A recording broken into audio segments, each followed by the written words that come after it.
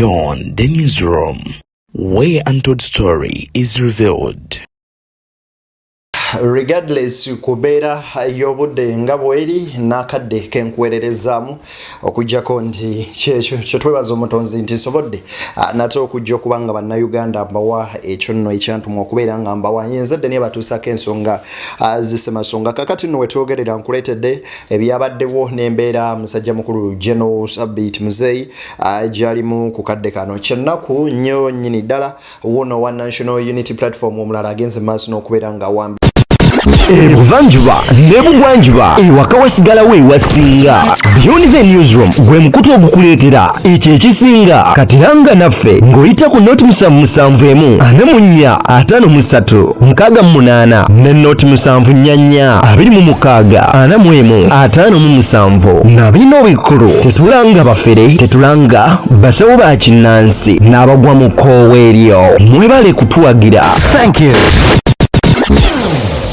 Platform omulala agenze maaso n'okubeera nga awambibwa. Ono nno ye mukyala abadde akulira essomero ly'ebyobukulembeze lya NUP oba School of Leadership wali e Kamwokya agenze maaso n'okuba nga naye awambibwa n'abuzibwawo drone ezimunonye mu makaage. Kakati nno bajja tabukidde General Museveni ng'amugamba ki ebyo byonna mbikuleetedde. His Excellency Robert Kyagulanyi Center mu lunaku olwaleero asinkanye n'omutandisi era alina nnyini w'ekibiina kya NUP yamanyikiddwa nga Moses Kibalama Nkonge ne bawayamu ko ebigambo 234 kakati ate era mu ngeri yemu His Excellency Robert Kyagulanyi Center Bobi Wine koteka First Lady Babiba Brightongo Kyagulanyi ne David Lewis Lubongoya basisinkanye abaana baabo ababaziddwawo oba bawambiddwa n'abo abafudde ne babawa ku bintu ebibaza ku ssomero n'okubawa obubaka obubagumya nga babagamba nti musome eno embeera yonna eriwo ejja kubeera nga eggwawo. Ebyo nno bingi n'ebirala byenkuleetedde wabula n'obuwombeefu obw'ekika ekyawaggulu kusaba video soko jimpere like bojiwa like ejja kudduka emisinde mingi munywanye tuke ku buli sekinoomu agenda maaso n'okuba nga atulaba era nga atugoberera awo nno wennyini njagala tusooke tutandikireko ko wano gwe nno abadde ambuuza ebya musajja mukulu ono muzeeyi amanyikiddwa nga Sabiiti munnamagye yafunye akabenje olunaku lwajjo katubirabe tulabeko n'akulira traffic mu bitundu by'e Sembabule biki byatugamba wuliriza. Polisi ya Sembabule ngekolaganira mu ya region omuli RPC SSP Ochen Peter Austin bali mu kunoonyereza ku ddala ky'ekividdeko accident eviiriddeko okulumya afande Major General Sabiiti Muddwaliro saako n'owa family guard atambudde naye. Akabenje kano kabaddewo ku kyalo ekimanyiddwa nga Kabango nga kino kiri ku Sembabule Gomba Road era nga kigambibwa akabenje kano okubeerawo emmotoka ekika kya Fuso namba UBP 982L ebadde etisse ente n'embuzi bwetyo yetumeriganye n'emmotoka ya Major General Sabiiti Muddwaliro mu kkoona lino eri Kabango.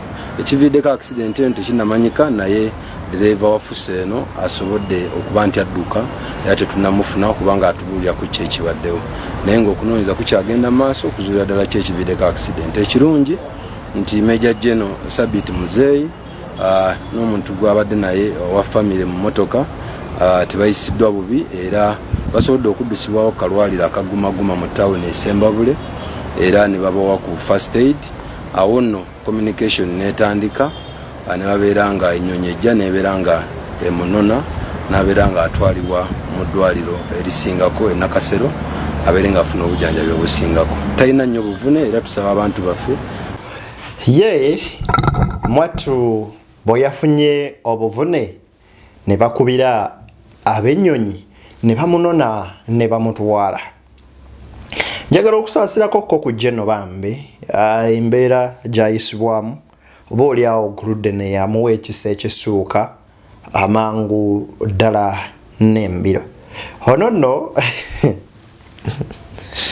erewe lujja ba lunaku lulala lwengenda okuwa ku story ya radio emanyikiddwa nga Bona FM eri mu Western Uganda eyo yaggalwawo recently mu mwezi guno wiki eno gye tukubya emabega nere ensonga zaali muko omukulu oyo n'ebirala njabambi bawa naye kati kino kituwe kyakuyiga ki nti mu district enamba ey'Essembabule n'eziriraanyeewo bambi jeno yadde tasobola afunawo obujjanjabi busukkulumye era bamuddusiza ne baleeta ennyonyi ku kkubo eryo lyerimu balabye nga bwe baleeta emmotoka tejja sobola kukola ki kwanguya kubanga amakubo mabi ate era obubenje bulijjo batugamba ba traffic nti buva ku makubo mafunda kyekiteetera amakubo gano okuba amafunda being substandard roads ebintu ebyo mubiraba banywanyi mundeke kyannaku nnyo nnyini ddala nti omwana wa National Unity Platform omulala naye awambiddwa era engeri gyatwaliddwamu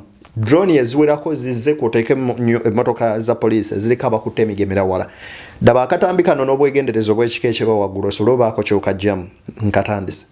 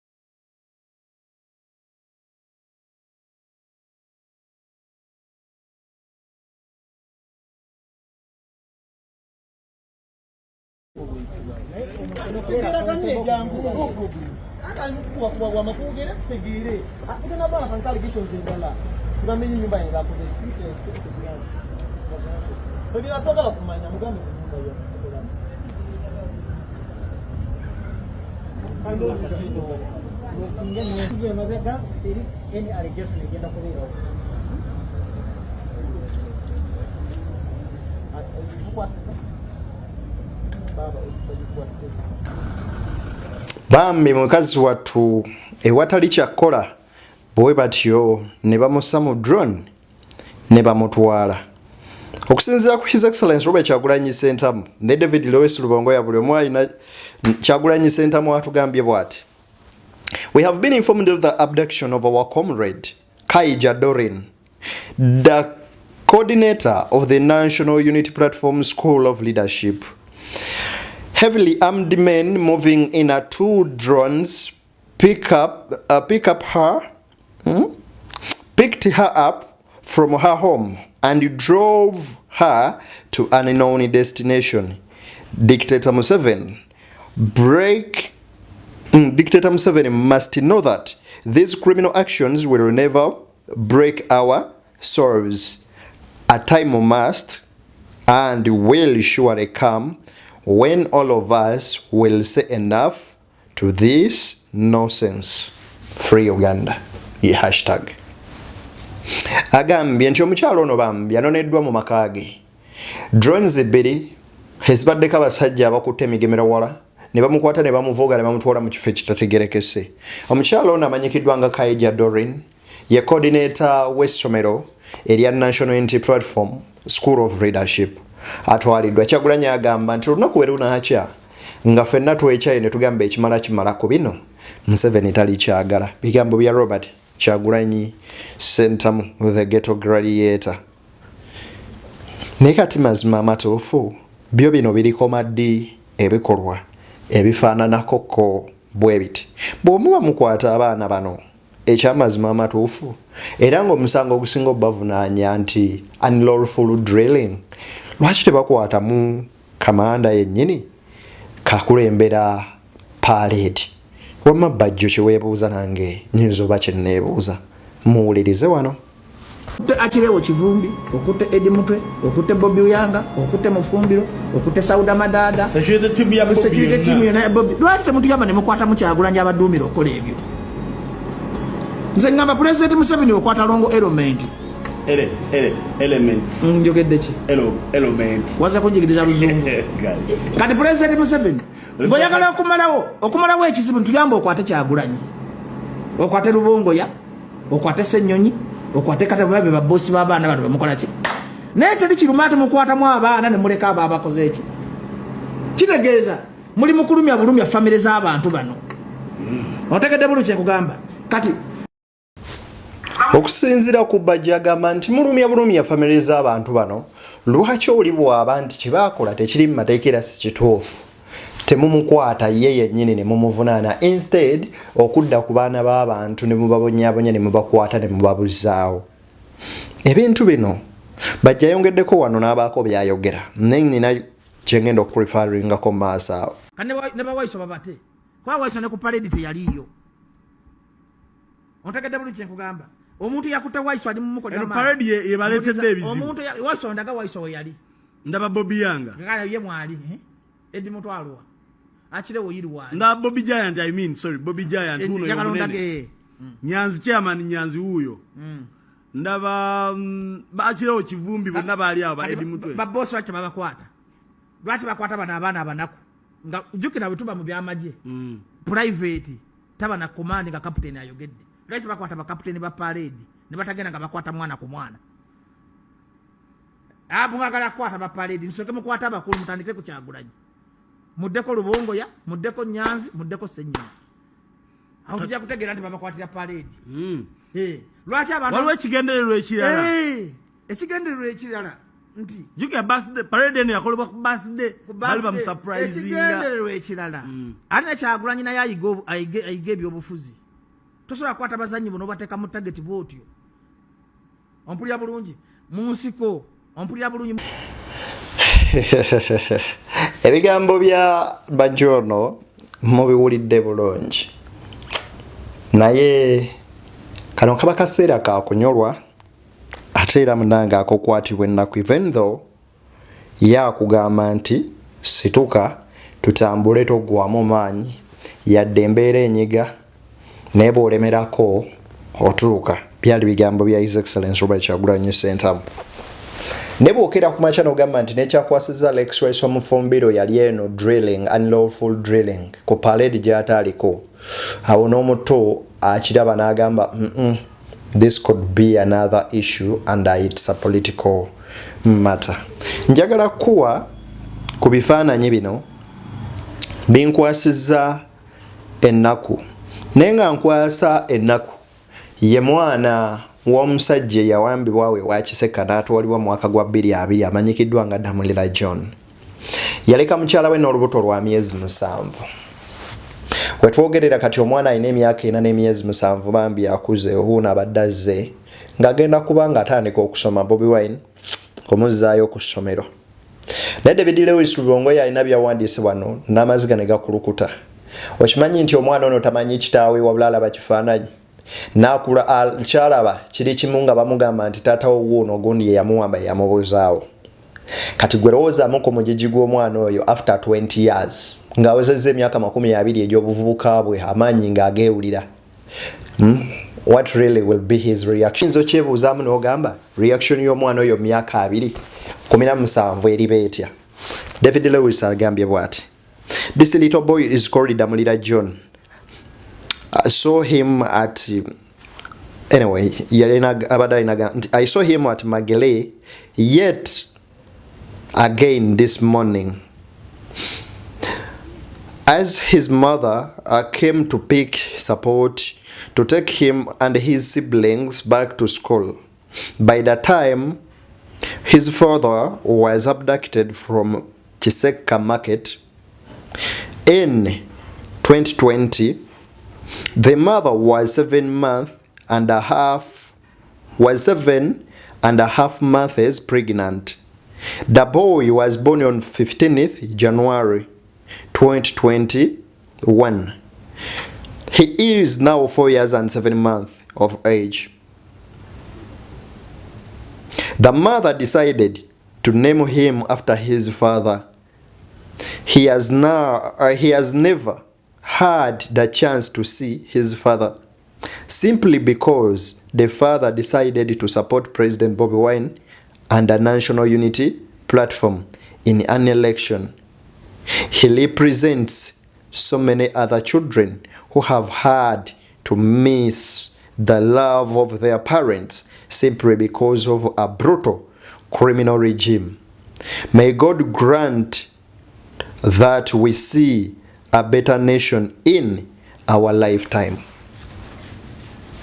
Agambye omwana ono azzeemu n'amulaba olwaleero nga bazze okunona ebintu.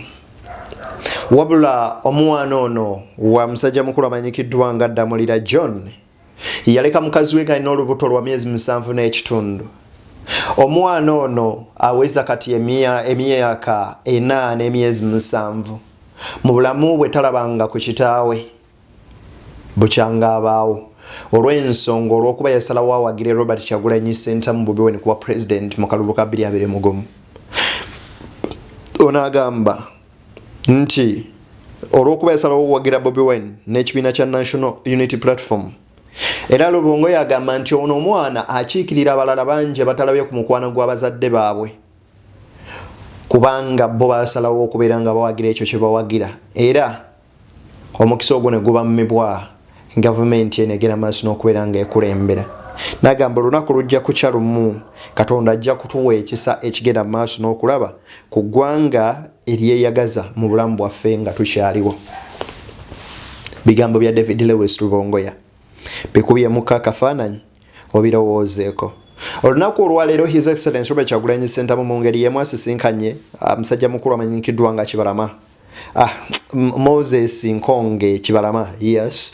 Ono nno nga founder oba omu ku batandisi b'ekibiina kya National Unity Platform eyakibaguza ne bamukozesa okugamba nti biki yakiclaiming bagende mu court naye nga mugonvugonvu wabula nga alimu agatambula.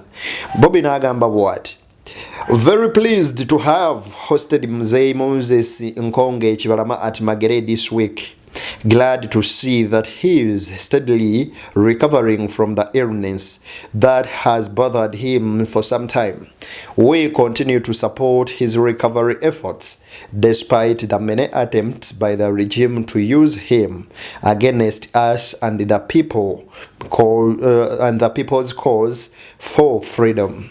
Agamba nti munnange olunaku mu wiiki enazzemu n'asobola okubeera nga musinkanako era ali mu mbeera mambi ewona mpolampola okuva mu bugonvu bwalimu era ategeezezza nti ono nno munnange newankubadde nga state oba regime egezaako okubeera nga ebifuba buli ddakiika eyitawo okubanga emukozesa asobole okubeera nga alinnya mu nteekateeka z'omukutu ogwo nno oba gye tuyinza okuyita cause olutabaalo lw'Abannayuganda lwe balimu okubeera nga beenunula okuva mu gavumenti eno.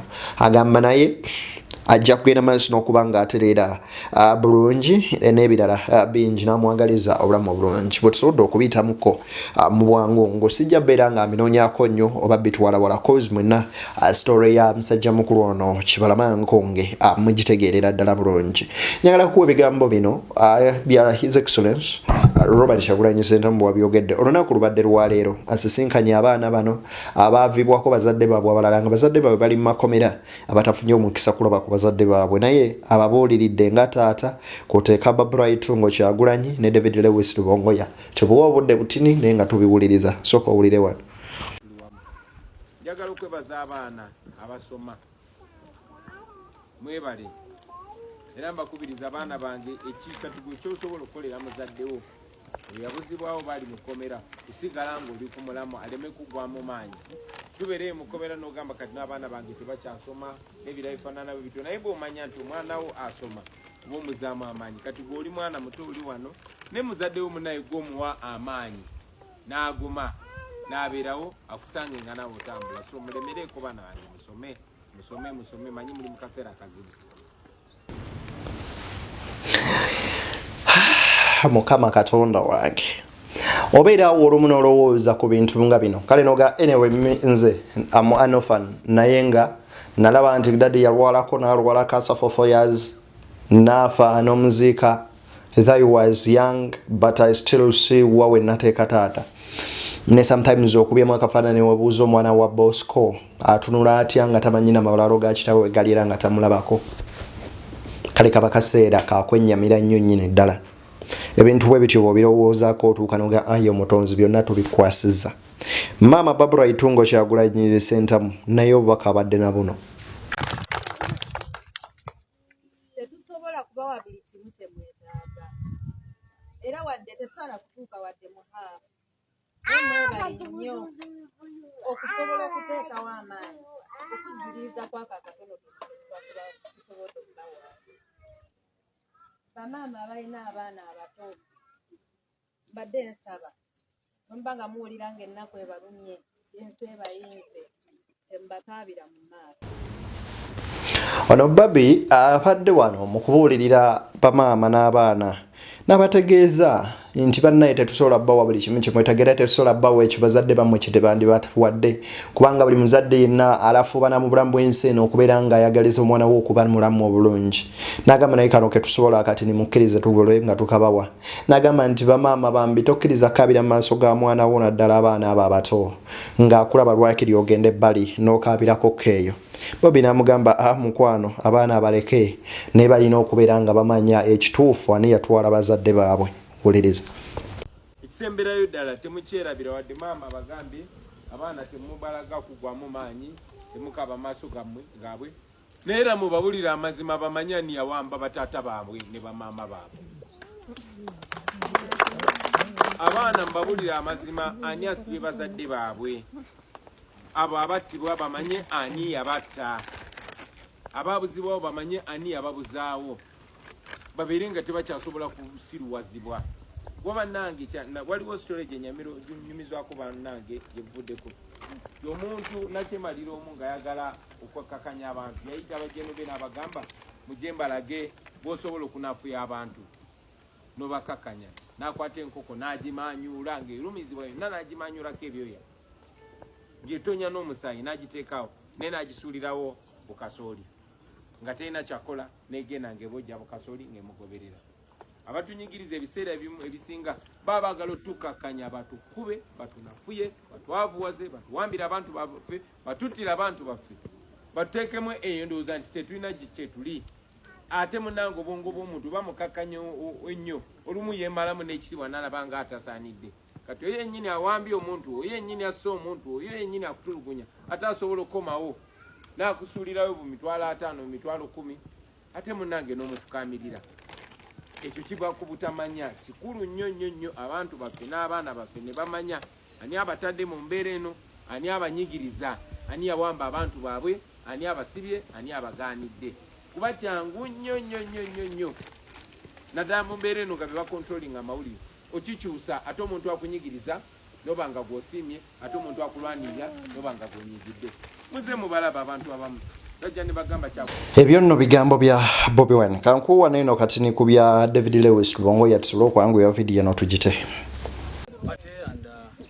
We appreciate those who come in to help us a bit, to support us. Like we told you before, we have over 280 children. These 280 children belong to 4 categories. Some of their parents were killed, others were disappeared, others are in detention, others were injured through torture and they can no longer work. So those are the 4 categories of people who we find ourselves having to support in different ways. So it is extremely difficult, but we do our best under the circumstances. Yeah, ebigambo ebyo mubiwulidde mu Luzungu, kankuwe Bobi Wine mu Luganda. Kino twakikanyako netukikola ng'enkola yaffe nga kalita yaffe bange nono yaffe ng'ekibiina kulembera gye tuyitamu kuba tetumanyi ani addako.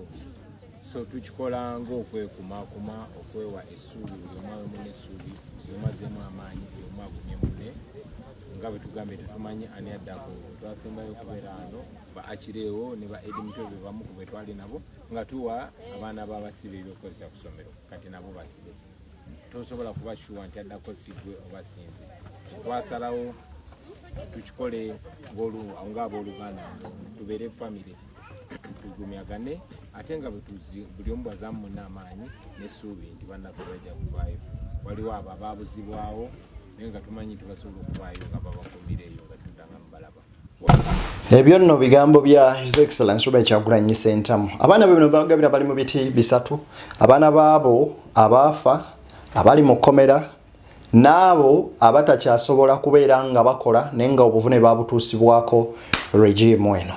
Be baana be basobodde okuba nga bayamba olunaku olwaleero.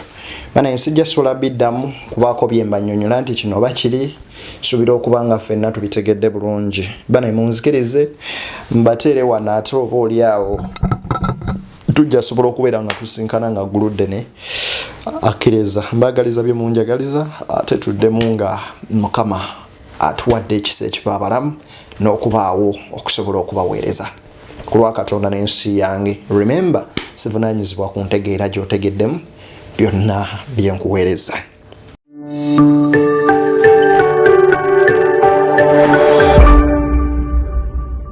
Beyond the newsroom, where untold story is revealed.